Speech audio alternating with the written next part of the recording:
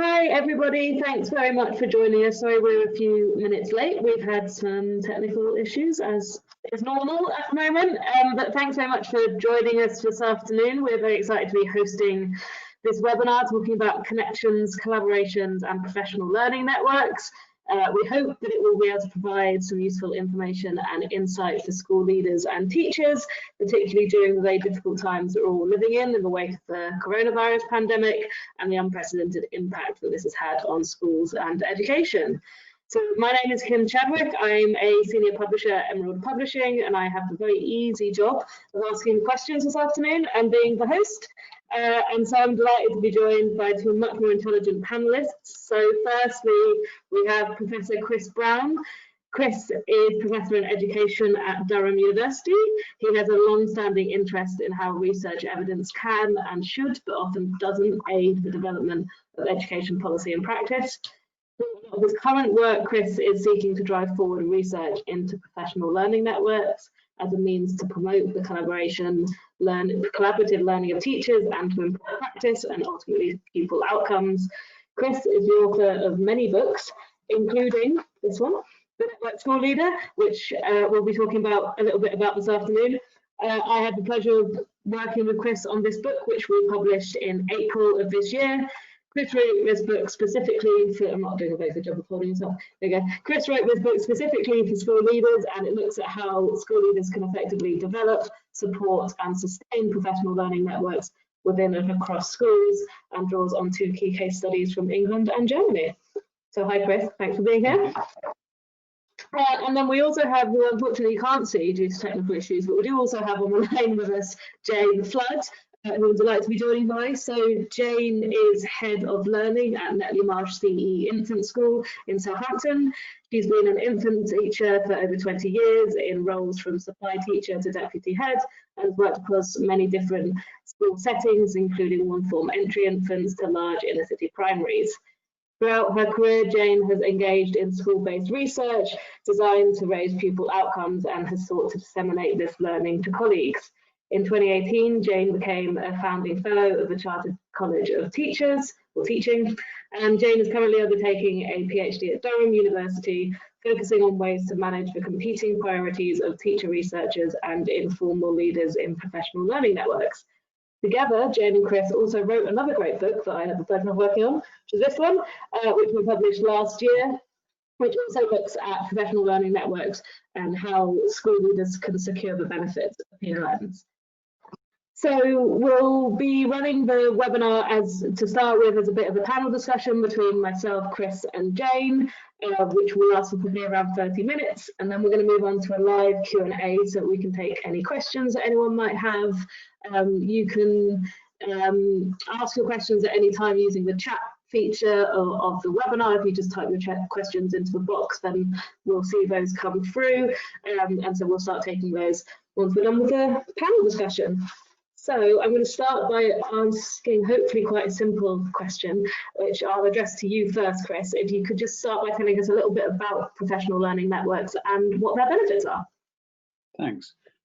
So professional learning networks are essentially groups of people who come out of their everyday community of practice to engage in collaborative learning with others in order to improve teaching and learning. So what I mean by community of practice is the kind of everyday group of people that they work with. So that could be in a smaller school, it could be their kind of key stage colleagues, or it could be a subject department. And typically they will, in relation to a specific issue that they're facing, will engage with perhaps university researchers or other teachers or people interested in education and children's outcomes more generally. And they'll come together, they'll go through processes of thinking about particular problems that they're facing, what the data says about those problems, what they understand about those problems, perhaps engage with some research, think of new ways to address these problems, perhaps try those out, and see if they work back in their home school. And there are a number of benefits of this way of working. First of all, clearly you have teachers who are learning.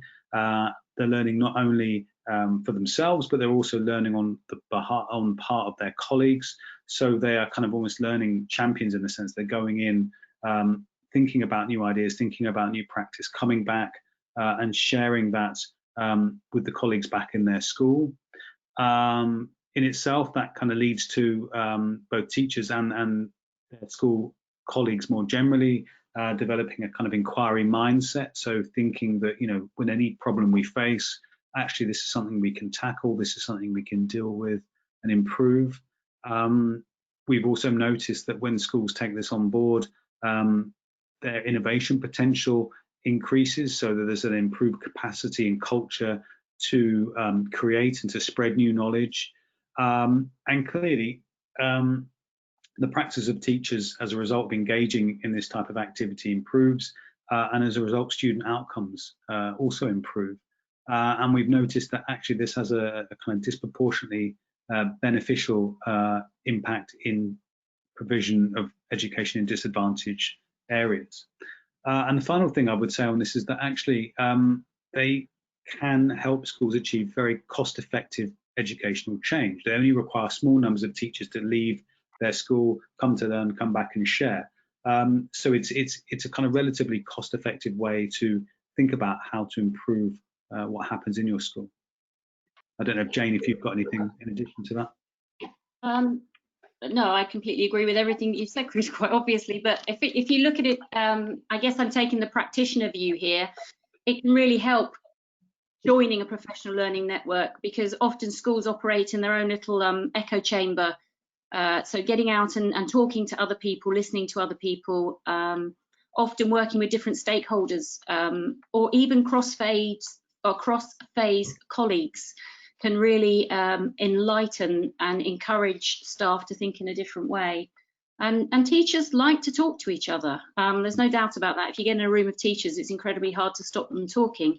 So it's another way. There is that thirst and that demand out there from teachers. You know, you've seen the success of research ed and teacher meets and all those kind of things. So it's bringing teachers together to learn with each other and from each other, but within a quite a structured environment, I guess.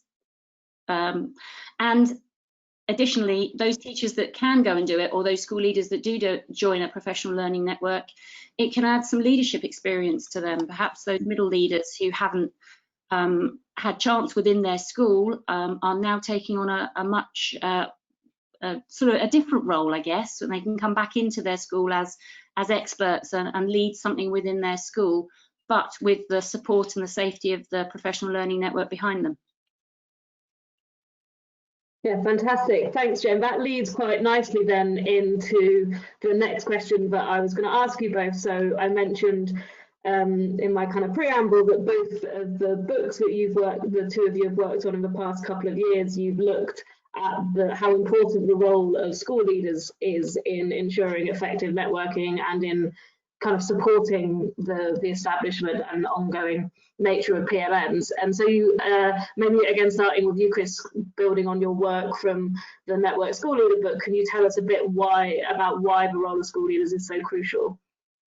Yeah, I mean, I think basically it boils down to the different ways we can think about the power or the influence of school leaders. And typically, if we look at the work of, you know, Dan Salmons and many others, school leaders have a number of different ways in which they can affect change. And one of those is a transformational piece. So they have the ability to set the vision, set the direction of the school, kind of determine how they want things to be, you know, the way things should be around here. And this is a kind of transformational notion of leadership. But school leaders can also help with kind of showing teachers how that can materialize in schools. So this notion of learning-centered leadership. So this is kind of involves modeling, mentoring, coaching, kind of walking the talk, so to speak. So, you know, if we're talking about encouraging teachers to engage in learning networks, those range of activities could come from the transformational piece of saying, okay, this is now part of what happens in the school, how we want it to work. but also in terms of making sure that that's resourced effectively. Perhaps the school leader also engaging in learning network activity, or helping teachers understand what is required, or building their capacity to be able to do that. So there's they have a range of very powerful ways of making change happen. And I think what's important is that they understand the power that they have, they understand the ways that power can be exercised, and they kind of engage in doing that. And it's perhaps worth also touching on those three phrases that we use for the title of the book: formalize, mobilize, prioritize, because what became clear to us from engaging with head teachers, interviewing head teachers, talking about what they do, is that those seem to be the key roles for or the key areas that they need to kind of think about when they're trying to help their schools become networked or engage with kind of the outputs of networks. So this notion of formalization is making sure that if we want professional learning networks to be a way of life, if we want them to be something that happens, making sure that's reflected in school improvement plans, that the governors are aware, that performance management targets and so on are attuned to this way of working. So actually putting it in as part of the school's processes, and that could go as far as making sure that the timetable kind of adequately reflects that kind of engagement and so on. The idea of prioritizing follows on from that last piece, in the sense of making sure that this activity is resourced. There's first of all no point making something a priority amongst a list of 20 other priorities. There has to be a kind of meaningful priority given to this way of working. But if we are going to be serious about networked approaches, then we need to make sure that the time and the space is given over to that, but also the professional development that people might need to leave the school and to confidently engage with other colleagues, but also when they come back, the kind of time and space for them to engage with their colleagues back in their school. And then the last piece, mobilization, is making sure that school leaders know how new ideas circulate most effectively within their school, and the different ways in which network members can come back and share, and which of those are likely to be more effective than not.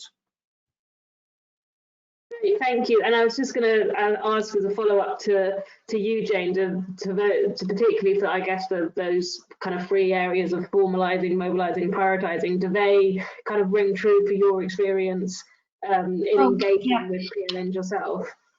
Very much so. I mean, I think the point Chris made about making sure it's an integral part of a teacher's job or a school leader's job, and it's not just a bolt-on. There's lots of publicity and press about workload and, you know, teacher retention, teacher burnout and all of that. But if it is part of their job, it can be a very rewarding form of professional development too. So, and I think the school leader, again, going back to what Chris said about walking the talk, if they are learning with their colleagues, it can introduce a really interesting and changed hierarchy in school structures as well. It's a great way of developing that sort of collaborative culture. And one of the bits that we found out in the Formalise, Prioritise and Mobilise is actually that school leaders weren't as confident with mobilising that knowledge themselves. So it's not as if they are expert at everything and got it all sussed, that's why they are a school leader. That was the bit they needed to be working with all colleagues on. So I thought that was, yeah. Well, again, you set me up really nicely to my next question, Jane, because it's almost like we planned it. Because I was going to ask you, Chris, so in your latest book, The Network School Leader, you kind of use the analogy of a labyrinth to talk about, which why we've got a lovely maze on the cover, or labyrinth on the cover. And you use the analogy of a labyrinth to kind of explore this role of school leaders and kind of the competing priorities that they have to face and how that plays into their support of PLN. So can you tell us a little bit more about that? Yeah, I mean, the idea of the labyrinth came because I thought we could have some great pictures in the book.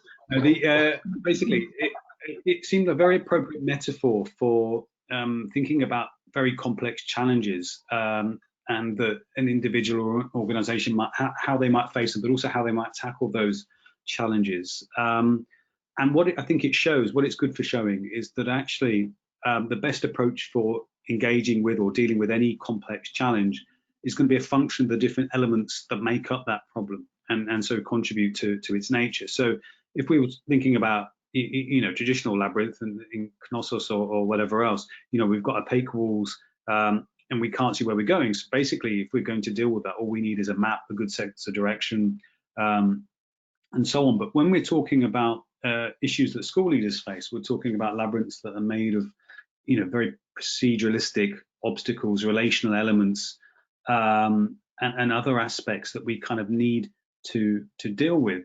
And then that helps you start thinking, well, what is making up this particular challenge that we've got? How, in terms of how we are trying to connect schools to networks and vice versa. And if we start to think about that in a really deep way, what are the different types of knowledges or tools or strategies might we need? And I think one of the things that certainly came out in relation to that from the work that went into the Network School Leader was this idea, for example, of distributed leadership, which wasn't something I'd considered before then. Obviously, Jane and I had worked on this idea, and we thought about this idea of formalization and prioritization and mobilization.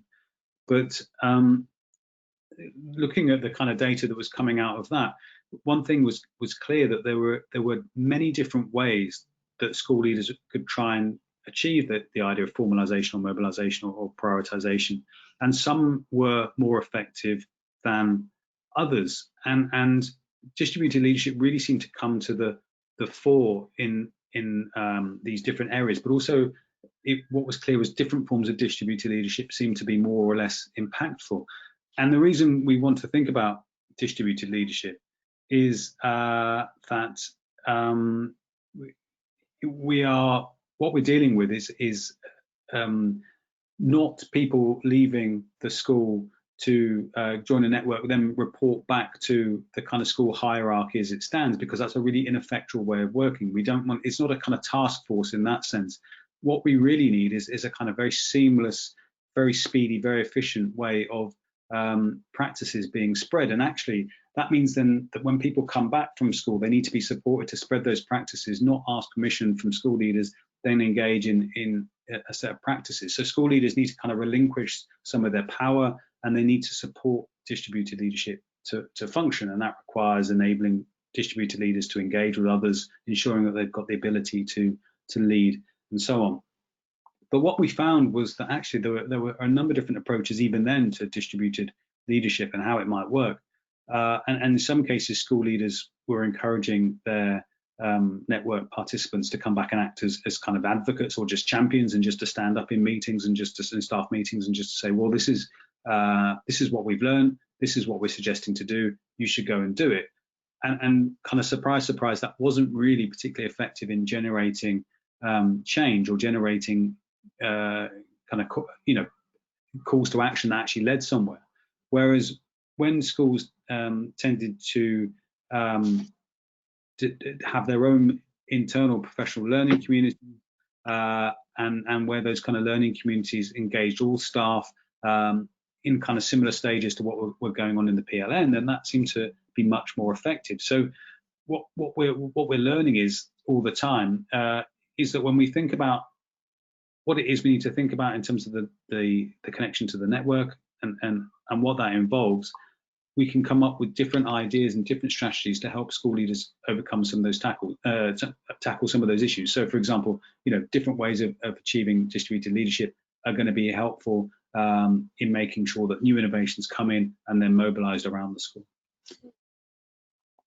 Sounds great, thank you. I mean, Jane, is there anything that you have to add to that from a kind of practice perspective, perhaps where you've seen, like Chris was saying, where you've seen people kind of engage with PLNs, but then it not actually have that much of an impact because there hasn't been that kind of leadership structure in place to enable it?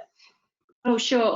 Well, certainly the research learning, the New Forest Research Learning Network that sort of is the site of Formalise, Prioritise and Mobilise did have school leaders from each school there as part of it. So we didn't quite have such a big issue there, but I mean, that is paramount really, and quite different to how many schools operate. Many cultures are quite traditionally hierarchical, which can make this way of working very difficult. It requires a lot of courage from a leader to send somebody out who's going to come back into school and challenge the status quo. And also it depends on that person and how much they trust that person to go out and be able to bring back what would be right for the context of the school. So yeah, I mean, the leaders are completely the linchpin really of making this work, their buy-in, or it will just kind of stop. And Chris mentioned earlier that sort of two-way link. So school leaders need to have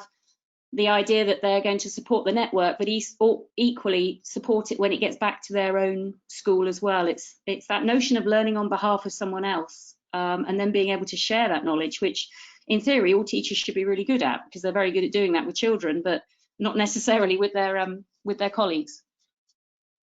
Absolutely. Well, and so then I want to try and take us a little bit now to look at the kind of the current situation that we're all in, and the kind of unprecedented circumstances over the past few months. So maybe if I can go to you first, Jane, and say, do you think there's a role for PLNs in helping teachers to stay connected, or has there been a role for teachers staying connected, particularly over the past few months when schools have been kind of either closed or operating kind of less than full capacity because of the pandemic? And do you think that there'll be more opportunities for teachers to kind of get together in PLNs and learn more going forwards when the new term hopefully starts again in September?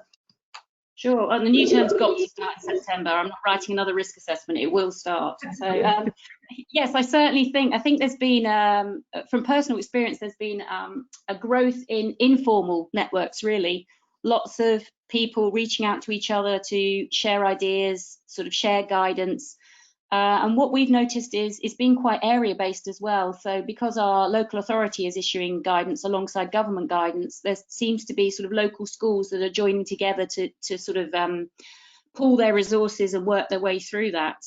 And a little bit, our hands were forced in schools as well, because some schools were shut down completely. So operating out of a hub school, which again produced another sort of relationship or another kind of network, if you like, which might not have been there before. So I'm hopeful that good things will come out of that. But even things like the Oak National Academy, set up by Teachers for Teachers. So that was a big sort of network on the back of the pandemic that grew up to provide support for home learners really, and teachers making sense of this change to home learning.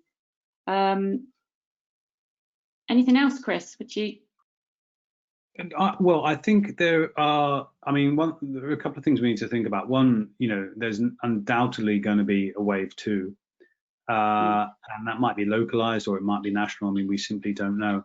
And I think what these what PLNs are able to do, or what they can help do, is help teachers work together to understand how to teach in a new way, and I think that's important. And because I mean, schooling is been okay up to this point. And I'm speaking now as a dad.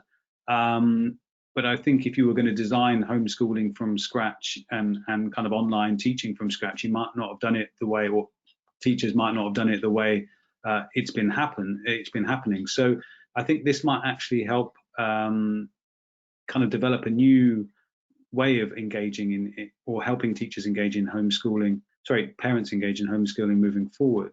And I think that can be done in a number of ways. It provides a way to connect beyond your immediate school, to tap into various sets of expertise, including parents and parent understanding. I think it helps schools to develop and draw on and share common pedagogic resource. And I think, the Oak National Academy was great at that. But I think either, you know, the government has to decide that that's what everybody definitely does use, or that if there's going to be more localized solutions, then I think it's more effective if schools work together. And I think you can also share, you know, teaching resource and teachers between sites where that's appropriate. I mean, we simply don't know whether if there is sickness, or if there are other issues or home caring needs, you know, can we have a wider pool of teachers at different schools draw on to do that? So I think, to my mind, it provides a kind of resilience to the education system that perhaps was, you know, the lack of which was perhaps exposed over the last 4 months or so. I think leading on from that too, it's forced many schools to have to address technology and talking to each other in this way, so we don't actually have to be together. If you bear in mind, I'm in a school right now, and if I tell you I'm tethered onto my phone, talking on my personal laptop, because nothing will work still, and we are 4 months in. So, but it is happening. It's happening slowly. And like Chris says, the guidance that is coming out is insisting that schools have to be prepared to switch instantly to from school-based learning to home learning, or a hybrid of both. So working together, you know, this is just too much for staff and schools to manage on their own, really, or sustain. So it was okay while it was potentially just for a few weeks up until Easter, but the longer it's gone on, the cracks are starting to show with many schools and many staff and many families. So and you know, they could easily draw in, because universities are relatively quite good at, you know, teaching online, for example, and are set up for it. So I don't see why schools shouldn't be or couldn't be working with universities to kind of learn from, you know, how we teach, platforms we use, the kind of pedagogy we engage and with, and so on. And I also think that, you know, parents have got we've now got 4 or so months of experience of what's effective, what isn't effective, and therefore what resources might be developed. So I think you could have that, you know, triumvirate of actors within a PLN to really start to think about, well, what does this mean? I mean, but, you know, we don't know. The thing might die away in 6 months, or we might have a vaccine, so it might be problem solved. But assuming it's not, I think we need to rethink who the stakeholders are, how they're involved, and how they can work together to generate knowledge. And that's the power of professional learning networks. It's not just about schools, or, you know, we need to be working with more stakeholders to make them really powerful. Yeah, absolutely. Well, so again, nicely leading on to what is going to be my final question from me. But so from both of your experience and the research that you've done on PLNs, do you have kind of a couple of pieces of key advice that you could each offer to school leaders and teachers that are looking to harness the benefits of networks? So if I go to you first, Chris. Yeah, okay. So I think there are a number of things that school leaders need to think about. I mean, first of all, they've got to be committed to this way of working. It's a very different way of working, and it involves the intentional commitment of resource. It involves a long-term commitment to a network and sending teachers out to join that. So there's got to be that kind of intention to engage in it in the long term. And I think that's important. But the benefits, you know, it does come with results and benefits. So I think it's worthwhile. But often what I found is that, you know, if another priority comes up, attentions can be diverted, but that then doesn't mean you get the best out of the network. So there needs to be that kind of ongoing commitment. There needs to be an understanding of those 3 areas of focus. So, you know, to really make it work, it needs to be formalized, it needs to be prioritized, and new knowledge needs to be mobilized effectively. And distributed leadership really helps with that. So, you know, understanding what distributed leadership is, but also who should be a distributed leader, which is a really important thing. So there are a number of different, you know, kind of facets to that. There needs to be, these people need to have perceived expertise. Other people in the school need to kind of think that they want to engage with them. They need to be, you know, kind of drivers for change or catalysts for change. But they also need to be confident to go into networks, to engage with their colleagues, but also to come back and to be able to share effectively. So they need to have those skills and dispositions to be able to do that. So if you as a school leader you have someone in mind, you've also got to think about, well, how do I need to support this person? How do I need to have their back? How do I need to help them develop and move forward? So I think that those are a range of things that school leaders really need to kind of attend to make this work. And so any different or competing advice from you? Stolen all my ideas. I think Chris is absolutely right with it needs to be prioritised. It is a very different way of working, and everybody needs to be prepared to work that way. It's that almost leaving that self-interest and that notion of my school competing with the school down the road approach. It's that very collective education. All these children deserve the very best, and we can do that if we're working together. So to my mind, that's it. And I also do think as a teacher and a school leader being involved in professional learning networks, I think it's amazing for professional development in perhaps a different way. And a lot, when I say a different way, it's where it's sort of more lasting. It's not going out on a course for a day. It's building some relationships outside of your school with other colleagues and school leaders as well. And that's another thing that's come out in this pandemic. There's things. What certainly happened locally is staff as staffing structures have changed, as they do at this time of year with schools, with people leaving and others joining. There's been a sharing of staff in local areas to sort of re-employ people and not to make the change too different. So it's just a different way of thinking, really, reducing that competitiveness and making it, yes, more collective. Perfect. Yeah. So I'm going to move on to the slightly more rogue part and take questions from the attendees. So we have a couple to start with, which hopefully another quite simple one to begin with. But so if you work in a school as a teacher or a school leader and you want to go about setting up a PLN or being involved in a PLN for the first time, what advice do either of you have for doing that, for kind of establishing one or getting involved in one in the first time? Shall I go first, Jane? Yes, go. Yeah. So I think what tends to be most effective is where you have existing relationships with schools or others, because that means you then don't have to start building up the kind of norms of trust and collaboration. So if you have schools that you work with already, I mean, on a kind of irregular, less formalized way, but nonetheless those relationships do exist, then that's going to help kind of catalyze or speed up the process. I think if not, then I think what really gets people together is where you've got a common problem that maybe is facing a number of schools that could be situated in a disadvantaged area, or that's facing particular sets of budget cuts and needs to do things in a different way. So are there common drivers that you can tap into, common issues that you can tap into, that you may be able to use as levers for getting people to work together? And then I think starting is a really tricky thing, and PLNs don't really start to get up and running until that trust is there, and trust is really important for helping people open themselves up, admitting that they've got issues that they need to kind of deal with, or providing advice, because there's nothing worse than kind of giving a piece of advice and someone saying, well, I thought that was a terrible piece of advice. You've got to kind of have the trust that if you open up a suggestion, that people will be willing to engage with that suggestion and critique that suggestion.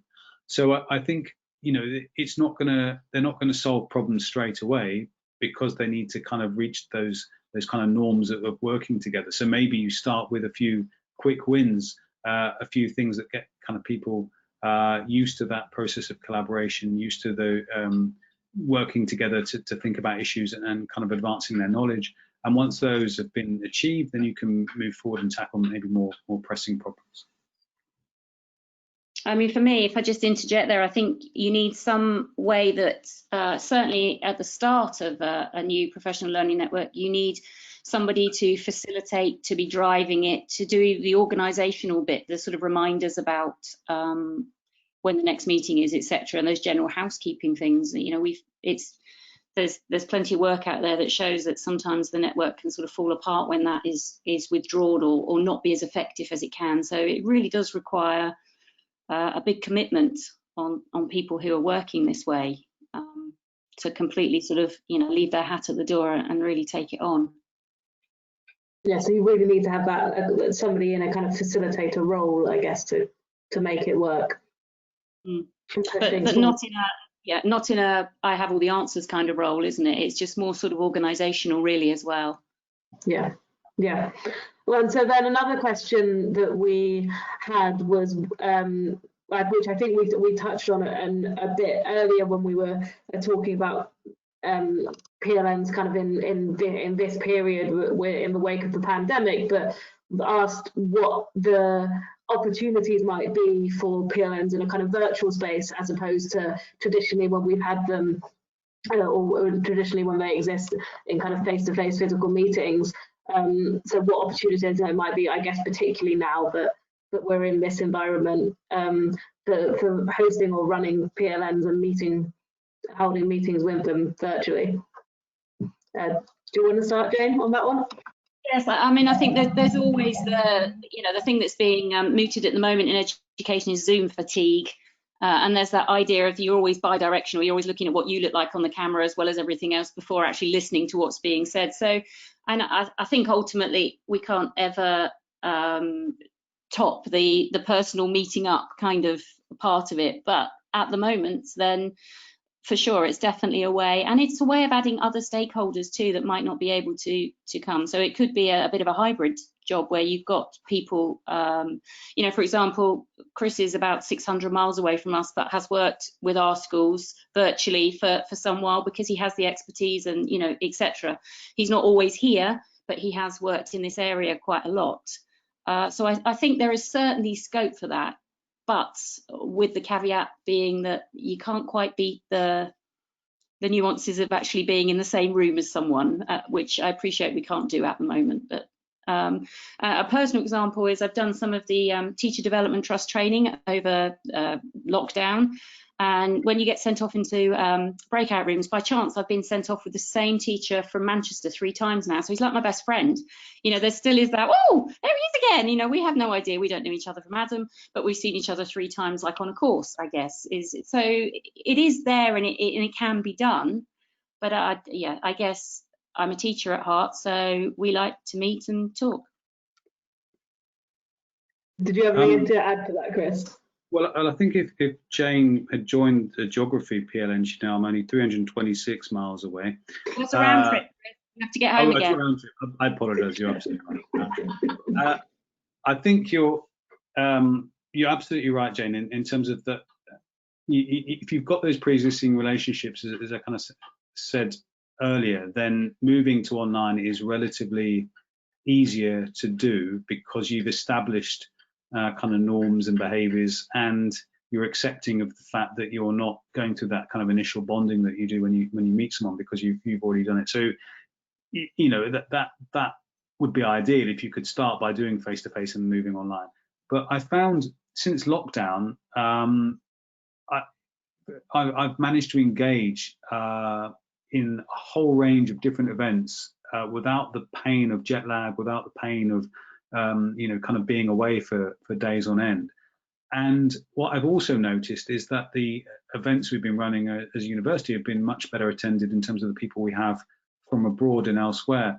And my thinking is that in terms of PLNs, actually there's the potential there to link up with schools from a whole range of different areas facing a whole range of different problems. And that really then gives you the opportunity to broaden your perspectives and your vistas. I mean, if you might not have completely analogous problems with schools in South Africa, say, but that there are things that you can learn from each other. There are different approaches you can learn from each other, and so I think that gives you a different way of connecting, a different way of understanding.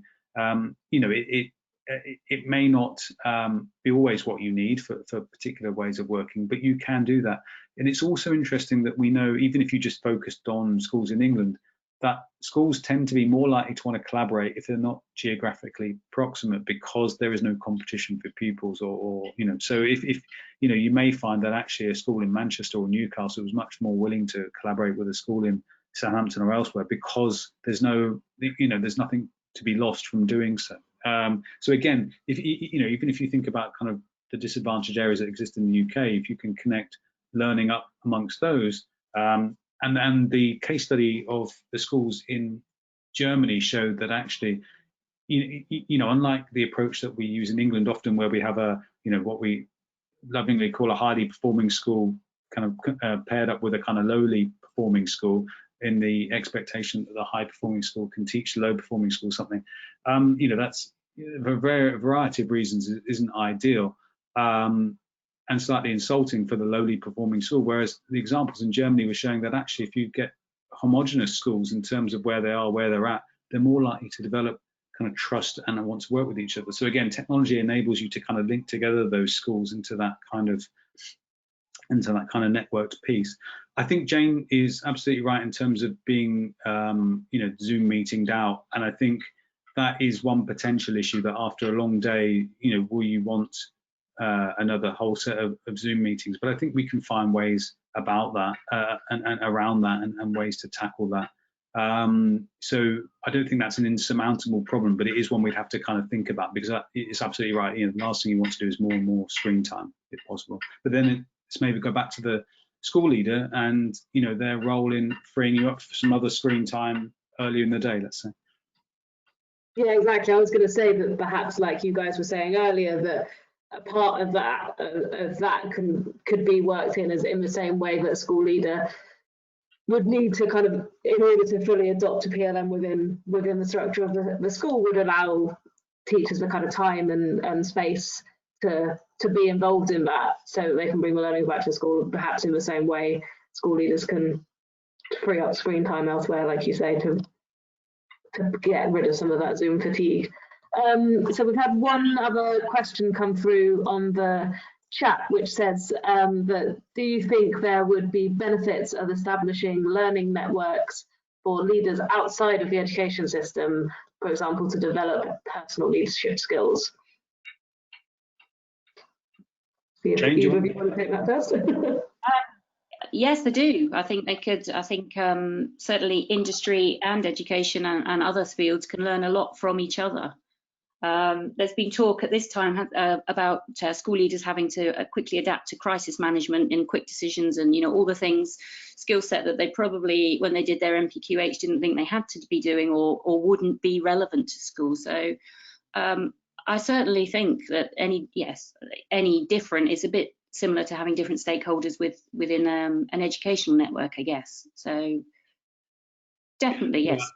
Yeah. I mean, I think collaborative learning is likely to work whoever's involved. I think the benefit of involving a different set of leaders, say, about leadership issues, is that you can learn the best from business or the healthcare or social care or whatever else, because I think there are obviously clear differences between those sectors, but in terms of leadership, which is, you know, fundamentally about influencing people and achieving change, I think there's a lot that you can learn. And sure, you can contextualize it and you can make it work for you in your setting.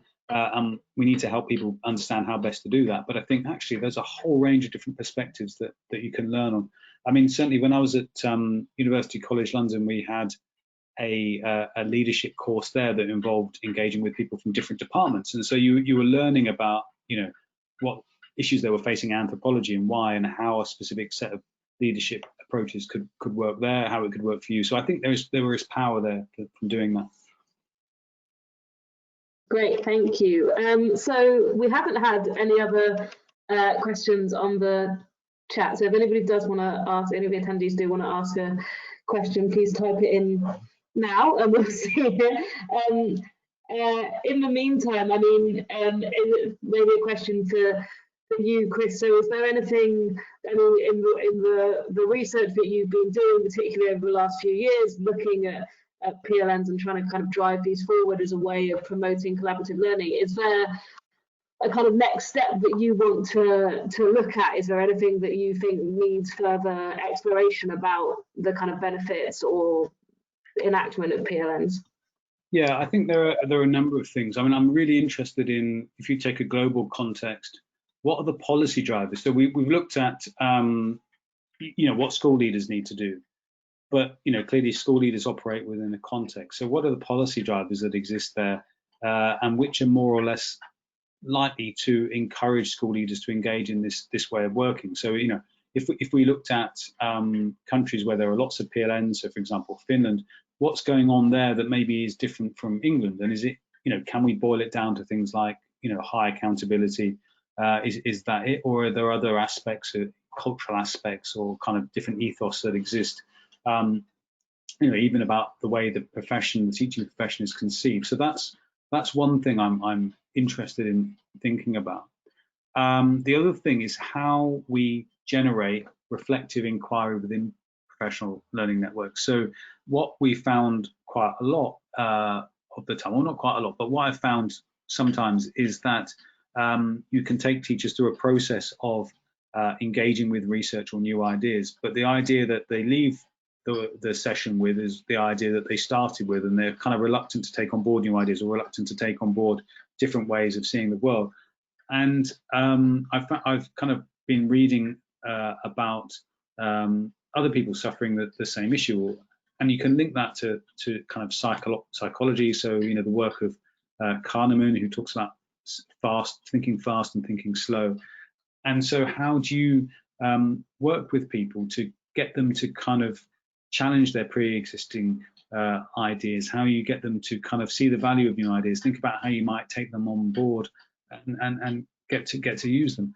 And I've been doing some reading about that. And what's really interesting, for example, is the role of emotion in that, and how actually if people perceive things in through different emotional states, that actually they're either more or less likely to take on board something. So if they assume that the whole reason they're doing a PLN is about managerialism or accountability, then they'll be less likely to want to engage with it. Whereas if they perceive it's something to do with the kids that they teach there in front of them, they may be more likely to engage with it. So I'm interested in generally, what are the things that might really help us kind of get teachers open to new ideas? That could be anything. It could be meditation. We could start the session with meditation every time to get their kind of minds more open. I don't know, but I'm just quite interested in what that might look like. Thanks for that idea, Chris. I was going to say, I guess that speaks to what the kind of motivators are for people for being involved, and I guess whether it's a directed or directed from above, or a self-directed practice to be involved in a field. And I guess that must ring true for you, Jane, for those that you've been involved in. Have you seen people that actually really don't want to be there? Yes, for sure, but equally we have a member of staff who we've managed to convert, who now is really, yes, but it took a long time, probably 3 years in, Chris, would you say? Of working in that way to get that and informalise, prioritise and mobilise. There is that recognition with school leaders of laggards, and there will be people who are just find any kind of change very difficult, either due to their personality or due to the school environment, or there's a whole range of things that make change challenging for people. So it can happen. We have seen it happen, and they are usually then the most passionate about it. Absolutely. Well, so we haven't had any further questions on the chat, and I can't think of anything else intelligent to say. So I think we, unless either of you have any kind of final comments that you want to make, I think we'll wrap it up there. So thanks everybody. Thanks very much for attending and for joining us this afternoon. We will share the presentation slides that you've been able to see, which features a bit of information about. I'm going to try and hold them both at once about that way. Really, the slides have some information about both books, and I think also we've got a discount code set up so that you could get a discounted copy of both of them if you're interested. And you can look out. I'm gonna get these wrong, but I was gonna say you can look out for both Chris and Jane on Twitter as well. And I can't remember what either of your Twitter handles are, but you might know. Mine is @ChrisBrown1475. And mine is @JaneFlood14. There we go, nice and easy. Well, thanks very much, both Chris and Jane. Really appreciate you taking the time to be panelists for us this afternoon, and thanks everybody very much for joining. Thank you for inviting us. Thank you. Bye. Thanks, bye.